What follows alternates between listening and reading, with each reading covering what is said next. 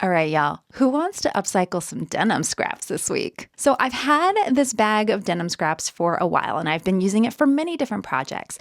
I've made patchwork tote bags. I've made some little clothing items like tops. I even made a patchwork cover for this $5 stool that I got at the thrift shop, and I'm obsessed. But over the last couple of months, I haven't done a lot with denim. I mean, I've done a little bit, but this bag has just been staring at me. So this morning I woke up and realized that I have a speaking engagement coming up in just a couple weeks. In fact, it is coming up on April 23rd, and I'm really excited to share with you all. I'm going to be on a panel for this organization called the Chaya Movement in Tacoma, Washington, and I'm going to be speaking about the future of textile waste. Are you kidding me? It's a dream. I'm so excited to represent Spokane Zero Waste, as well as talk on this panel about ways that we can be more mindful and sustainable in our fashion choices, and that's from design, keeping our clothing lasting longer, shopping secondhand. All these different things are all connected. And guess what, y'all? It's a free symposium. So if you are in the Tacoma area and looking for something to do on a weekday, hey, come on down, come say hello, support this amazing organization making, such a difference in the world of fashion. Now, because this is a fashion-forward event, I needed to make something dramatic, something that ties together everything that I love about sustainable design. And this is where all of those denim scraps come into play. So this morning I sat down and started sketching out an idea of what I want to make, what I want to wear, what will make me feel confident, and also, be a little bit of a showstopper. So a couple of weeks ago, we did an upcycle video where I had this denim skirt that we turned into a top, and I had this much left over at the bottom. And it's the perfect shape. It's a little rectangle. It goes all the way around my top. And I was like, that's the starting point. So we're going to use that, and it's going to go around the bust area. And then we're going to add some ruffle straps. That's going to be kind of the dramatic piece. I don't know how big they're going to be yet, but everything will come in time. The fabric will speak to us. And then it's going to come down into a waistband. And then I'm imagining a patchwork skirt. What a great way to use up so many different scraps. And we're still in that spring weather here in Washington, especially in Tacoma. It's still going to be a little chilly.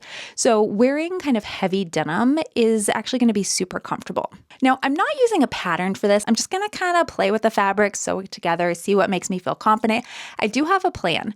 I also found this pattern in my stash. This is a vintage pinafore pattern. It's kind of like, an apron that you wear over something else, but it definitely has the same vibes, that top portion. Now, I think I actually might do pleats instead of ruffles, but again, I'll play with it and see what I have. So I really wanted to focus on it this week just because, things could go terribly wrong, and that will give us a little bit more time to kind of figure out an alternate if it doesn't quite work.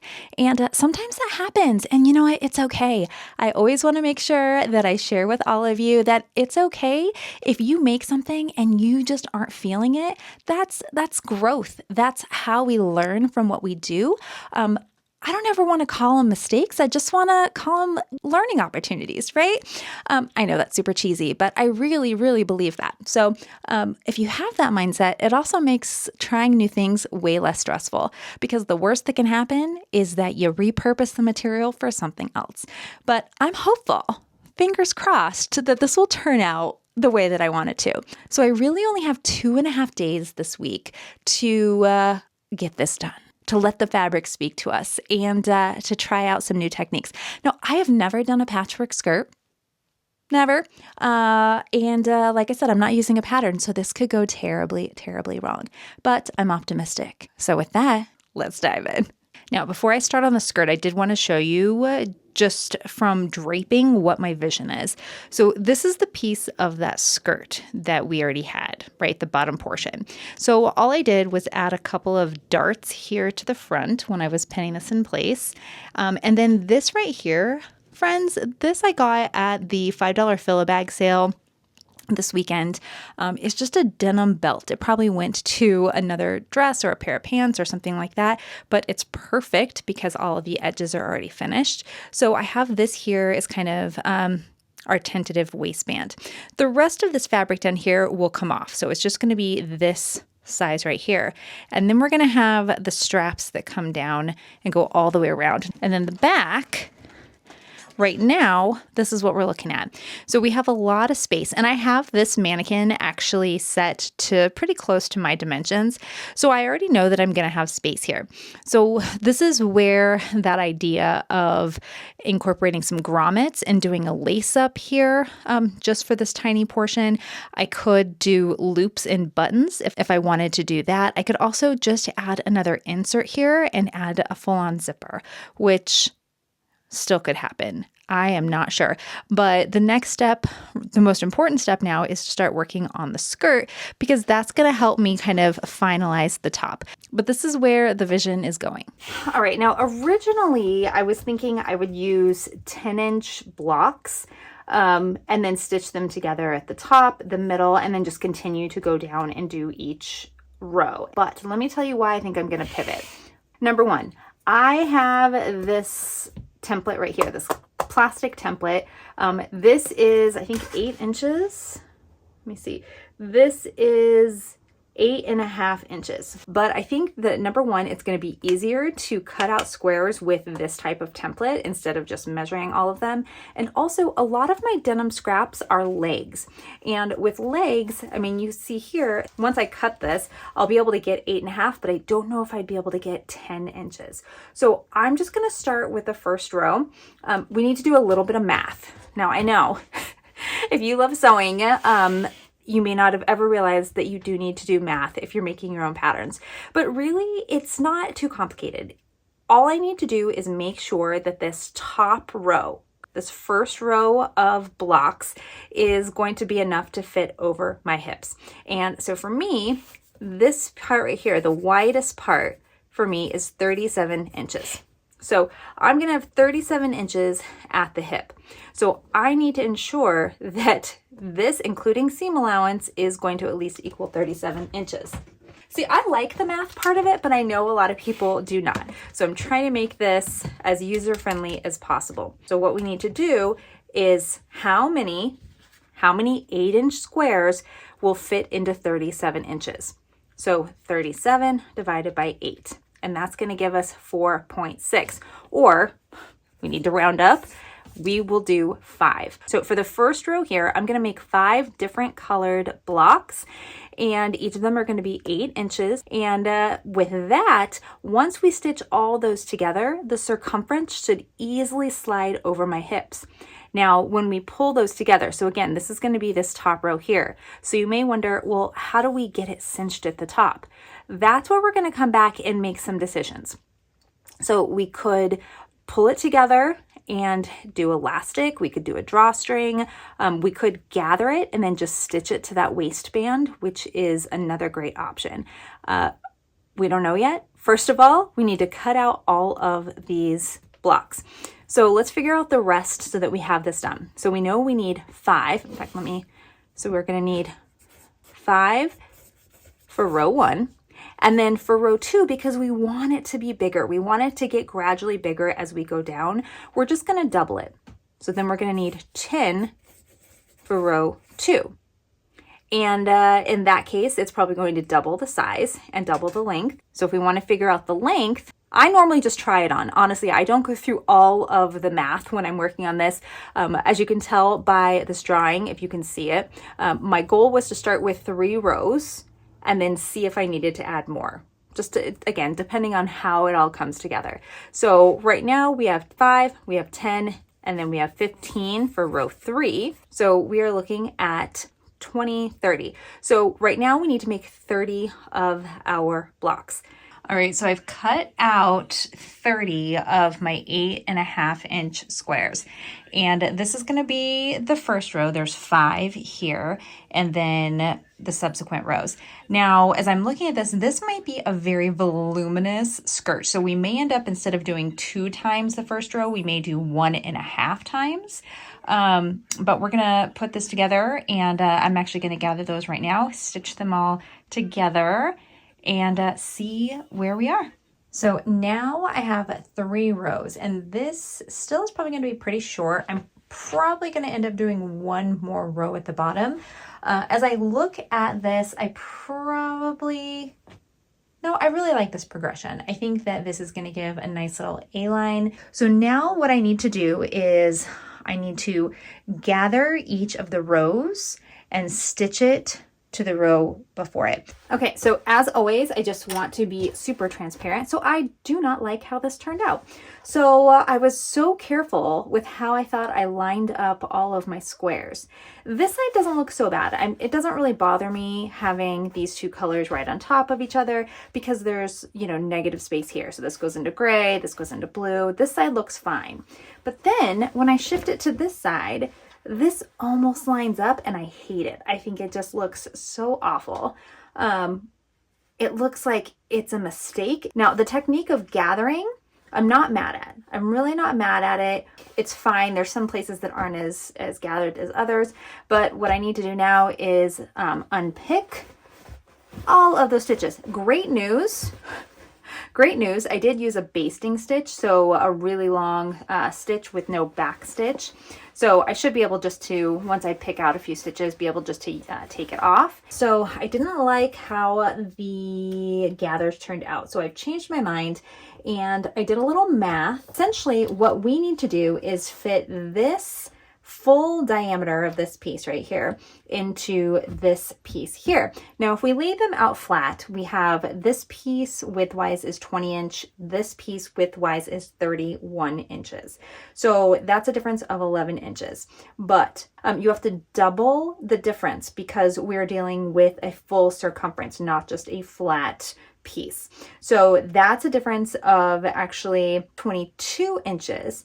And if you divide 22 inches by 8 squares, you get 2.75, which is 2 3/4. So the way that I'm figuring out my pleats, and I also decided to do box pleats because I think that's going to give it a really cool look. And since I'm doing pleating detail on the shoulders, it'll just tie everything in. But I want to show you just how I'm doing these box pleats. I'm sure there are other methods out there that work even better, but this might help somebody. So I figured I would show you. So essentially what I'm doing, I have this 8-inch square now that I need to remove 2 3/4 inch from the square itself. So I've taken my seam guide and I've marked 2 3/4. And if you're unsure on how these seam guides work, there's a lot of numbers in here, but an inch is broken down a couple of different ways. What we're focused on are the quarters. There are 4 quarters in 1 inch. So you have your darker lines. So from here to this line here, that's 1/4. There's 2/4. There's 3/4, and then this is 4/4. So I have this marked at 2 3/4. And then what I'm doing is I could get really technical and find dead center, but I'm just eyeballing it. And then I'm taking my chalk and then I'm just marking those 2 lines. Okay, those are my 2 pleat marks. Now, this helps me. Again, this is just because I find this super helpful. So I'm going to take just a really long pin.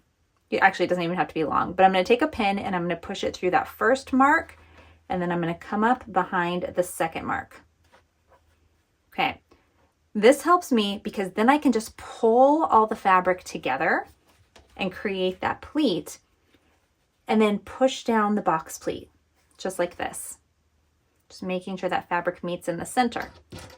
Then I put one clip here, and then just push out my pin.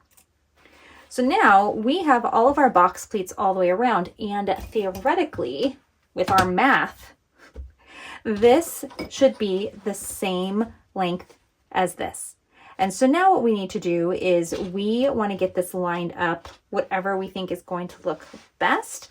And we're going to stitch this top piece to this piece. So first thing I need to do, we know that this is probably going to fit, but I'm going to go around and I'm going to do some stay stitches on each of these pleats, and then I'm going to press them down just so that they don't move. Then I'll come back and attach it to the top piece. I'll see how that looks, and if I love it, then we'll go on to the next piece and we'll figure out the math and do the same thing. Okay, so I want to give you a little status update because I'm changing my design just a little bit as we do. One of the things that I just tried this on, that's why I look kind of a hot mess. But one of the things that I've been trying to do is force this piece right here, this top piece, to the rest of this tiered skirt, because, you know, I did this upcycle a few weeks ago and I thought this would be the perfect bodice, which it would be, but not for this dress. Okay, so I'm going to remove this, and instead what we're going to do, because I already have elastic at the top, I tried it on with just an elastic top and it was adorable. It has more of that A-line shape. For me, I don't like things that are tight anyway, and I think that's what I was struggling with, right? My design is cute, but it's gonna be really tight in the bust area, and I don't think that's the look I'm going for. So instead, we're gonna shift it. We're gonna continue with these, because I really do want these pleated shoulders, but instead we're just gonna do an A-line. So essentially what we're gonna do, we're just gonna start the dress here and then add those straps down here. So I have these pieces. So these are actually going to be the shoulder pieces that are just gonna go kind of just like cap sleeves.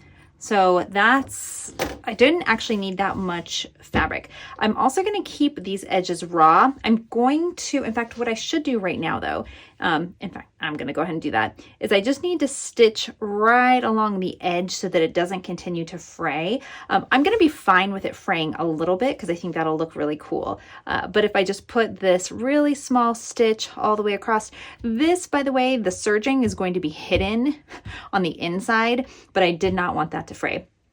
So I'm just going to do a really tiny stitch along here just to prevent major additional fraying. And then we're going to go back and we're going to create those box pleats as we go down. So I wanted to show you in real time how slowly I'm stitching these box pleats together. And it's just because I don't want to have any mistakes. I don't want to have to do it over again. I also used a ton of clips.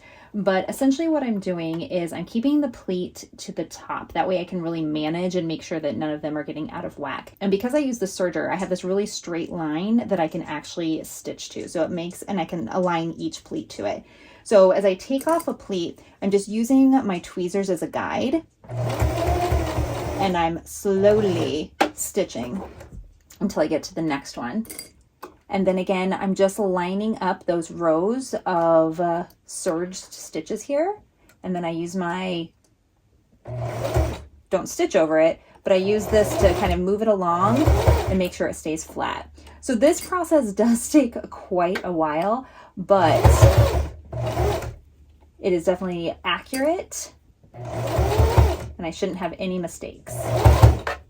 So now, what I've done is I added the casing. This is gonna go here, kind of giving you the visual. So we're gonna start with that.